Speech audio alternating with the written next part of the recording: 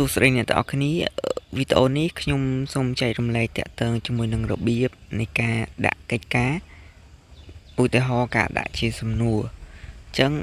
សម្រាប់លោកគ្រូអ្នកគ្រូគឺចូលទៅក្នុងកម្មវិធី Google Classroom បន្ទាប់មកលោកគ្រូអ្នកគ្រូចូលទៅថ្នាក់ដែលលោកគ្រូអ្នកគ្រូចង់ដាក់កិច្ចការនៅពេលដែលចូលដល់ថ្នាក់ហើយលោកគ្រូអ្នកគ្រូចុច Classwork ខាងក្រោមដើម្បីដាក់ជាកិច្ចការនេះចុច Classwork បន្ទាប់មកលោកគ្រូអ្នកគ្រូត្រូវចុចលើសញ្ញាបូកខាងក្រោមហ្នឹងមានសញ្ញាបូកអញ្ចឹងលោកគ្រូអ្នកគ្រូចុចលើសញ្ញាបូកមួយហើយបន្ទាប់មកលោកគ្រូអ្នកគ្រូជ្រើសរើសយក question អញ្ចឹងត្រង់ចំណុច question នេះគឺ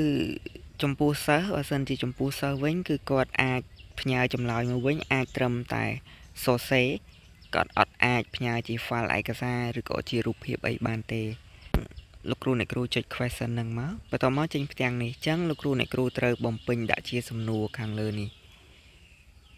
ឧទាហរណ៍ខ្ញុំទៅសេដាក់សំណួរប៉ុណ្ណឹង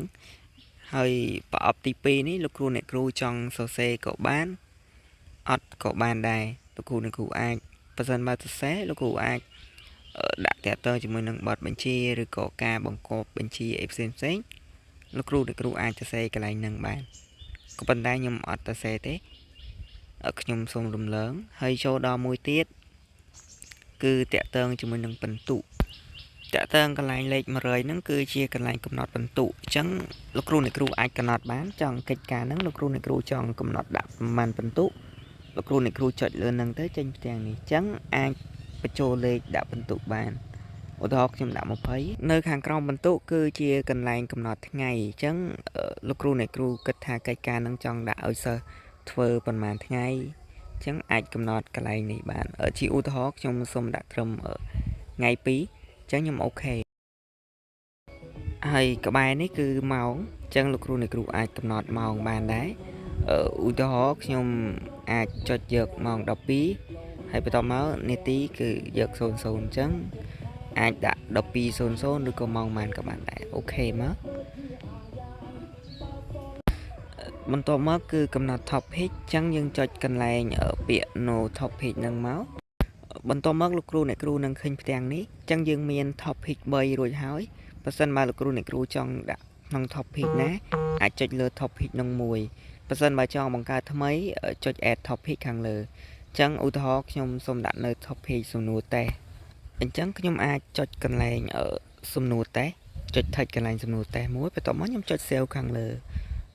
ឥឡូវយើងបានកំណត់រួចហើយអញ្ចឹងបើសិនបើលោកគ្រូអ្នកគ្រូមានអីភ្ជាប់ឯកសារមេរៀនឬក៏មានអីភ្ជាប់ផ្ញើឲ្យសិស្សអាចភ្ជាប់កន្លែងដង្កៀបខាងលើក៏ប៉ុន្តែបើសិនជាអត់មានទេលោកគ្រូអ្នកគ្រូអាចចុចលើសញ្ញាដូចយន្តហោះហ្នឹងដើម្បីផ្ញើទៅតែម្ដងនេះឥឡូវខ្ញុំបានផ្ញើទៅគឺសំណួរតេស្តហើយនៅក្នុងសំណួរតេស្តហ្នឹងមានសំណួរមួយអញ្ចឹងសិស្សគាត់អាចបើកធ្វើសំណួរហ្នឹងបាន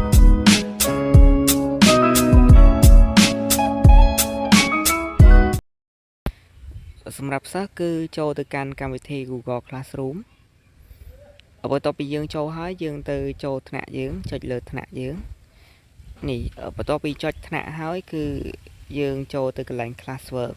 ដើម្បីទៅមើលសំណួរឬក៏មើលកិច្ចការដែលគ្រូបានដាក់អញ្ចឹងចុច Classwork ទៅ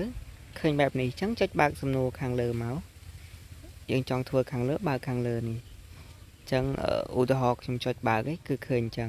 ចឹងសំណួរគ្រូគាត់បានដាក់មកបែបនេះហើយខាងក្រោមគឺ20ពិន្ទុអញ្ចឹងគឺយើងទៅសេចម្លើយនៅកន្លែង type យក answer ខាងក្រោមនេះអញ្ចឹងចុចកន្លែងហ្នឹងមកដើម្បីទៅសេអក្សរឥឡូវឧទាហរណ៍ថាខ្ញុំសរសេររួចហើយអញ្ចឹងខ្ញុំអាចចុច turn in ខ្ញុំចុច turn in ខាងក្រោមនៅពេលដែលខ្ញុំចុច turn in ហើយគឺខ្ញុំត្រូវចុច submit មួយទៀតអញ្ចឹងខ្ញុំចុច submit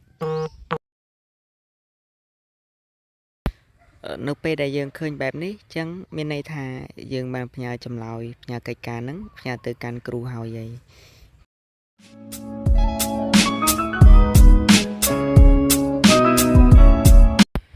ចំពោះលោកគ្រូអ្នកគ្រូក្នុងការចូលកែកិច្ចការគឺលោកគ្រូអ្នកគ្រូចូលទៅក្នុងថ្នាក់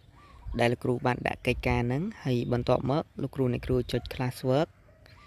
ចុចលើ Classwork ហើយលោកគ្រូអ្នកគ្រូចុចលើ សំណួរដែលលោកគ្រូអ្នកគ្រូបានដាក់អញ្ចឹងឧទាហរណ៍ខ្ញុំចុចលើសំណួរអញ្ចឹងគឺឃើញបែបនេះអញ្ចឹងបើសិនបើលោកគ្រូអ្នកគ្រូចង់ឃើញសំណួរគឺចុចកន្លែង question ហើយបើសិនជាចង់ឃើញសិស្សធ្វើកិច្ចការគឺចុចកន្លែង student answer អញ្ចឹងខ្ញុំកែកិច្ចការគឺខ្ញុំចុចលើសិស្សមួយហើយខ្ញុំនឹងឃើញកិច្ចការគាត់សរសេរខាងក្រោមអញ្ចឹងអាចកែបន្ទុកគាត់បើសិនដល់ខុសលោកគ្រូអ្នកគ្រូអាចកែតាមនឹងបាន